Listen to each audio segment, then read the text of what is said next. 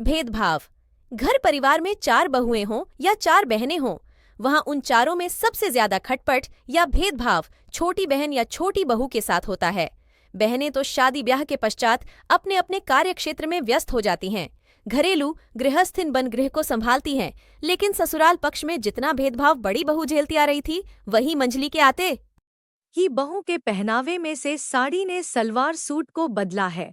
तीसरी के आते ही सलवार सूट से जीन्स टॉप बदला। चौथी बटा छोटी के आते ही सीधे कैफ्री, हाफ पैंट और स्लीवलेस टी शर्ट। बड़ी बहू बेचारी सुबह सुबह नहा धोकर साड़ी पहन चेहरे को घूंघट से झाँपते ढकना हुए पूजा पाठ करती है, फिर सबका नाश्ता खाना तैयार करती है। सारा काम साड़ी में ही लदफदा कर बखूबी संभालती है, लेकिन क्या मजाल कि उसके चेहरे पर तनिक भी शिकन आए या थकान को जाहिर करे। यह वाकया 30-40 बरस पहले, अब समय बदल गया है। मंझली बहू आ गई है साड़ी से सलवार सूट पर और बड़की से कहती है, दीदी तुम भी सूट पहना करो। ससुराल है कोई स्कूल नहीं कि ड्रेस कोड हो, बस सास ससुर के सामने दुपट्टा सिर पर रख लेना। इस तरह दोनों दिन भर सलवार सूट में रहती और रात में नाइटी पहनती अपने अपने कमरे में। सुबह नहाकर सलवार सूट पहनकर देवरानी जेठानी काम में लग जाती। उन दिनों शांतिमय माहौल हुआ करता था। बड़ों का लिहाज और छोटों को स्नेहसिंचित बर्ताव बहुएं दिया करती थी। अब समय करवट बदलता है। तीसरी बहू आती है जो बिना नहाए धोए नाइटी पहने बेखौफ ही किचन में जाकर अपने और पति के लिए 2 कप चाय बनाकर कमरे में चली जाती है। उसकी बहयाई पर दोनों गोतनी भी, देवरानी जेठानी, अवाक हैं और सास भी बेशरम बहू से कुछ नहीं बोलती।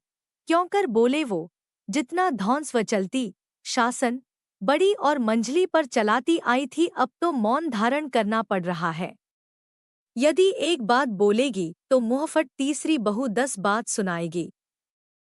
कारण है ठोस, बहुत सारा दहेज लेकर आई है। Swift Dzire Maruti car, 10 lakh, 10 lakh cash, पलंग सोफा डाइनिंग टेबल, एक फ्लैट, 20 तोला सोना लेकर आई है, इसलिए सास ससुर के सिर पर चढ़कर नाच रही है।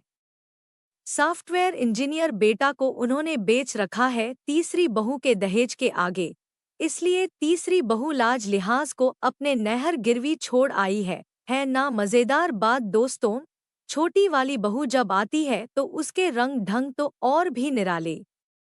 गजब अजब की आधुनिकीकरण की मूरत, 24 घंटे पूर्ण श्रृंगार से युक्त रहने वाली। ससुर और भसुर, जेठ के सामने बकबक करती, बड़ों के समक्ष फ्रॉक पहनकर रहती, रात में नाइट ड्रेस में रहती, उसी कपड़े में सबके सामने रात का भोजन ससुर भसुर के समक्ष करती। बाकी बहुएं उसके बेबाकीपन पर पलके झपकाती रहती और कयास लगाती, बेचारी की काश हमें भी छुटकी जैसा साहस होता तो सास इतना चकरघिन्नी जैसा तो नाच नहीं नचाती और हम बेप्सी का आलम ओढ़े रहे। छुटकी नौकरी पेशा है, घर में बैठे हुए ऑनलाइन बहुराष्ट्रीय कंपनी में काम करती है और लाखों कमाती है। ऐसे में घर में उसका पैसा बोल रहा है और सास ससुर के आगे उसका दबदबा कायम है, तो भला घरेलू महिला बड़की दूसरी और तीसरी की क्या बिसात।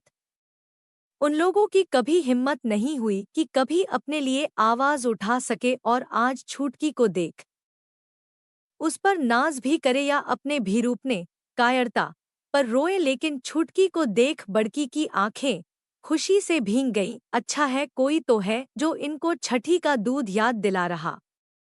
चलो कोई नहीं। अब आया ऊंट पहाड़ के नीचे। ये भारतीय समाज परिवार की कटु सच्चाई है कि जितना बड़ी बहू सहती है और सास ससुर देवर ननद की ज्यादती नाज नखरे बर्दाश्त करती आ रही है, उतना उसके बाद की पीढ़ी नहीं करने वाली। अगर आपको हमारी कहानी पसंद आए हो तो लाइक करें, शेयर करें, सब्सक्राइब करें दूसरी कहानी के लिए।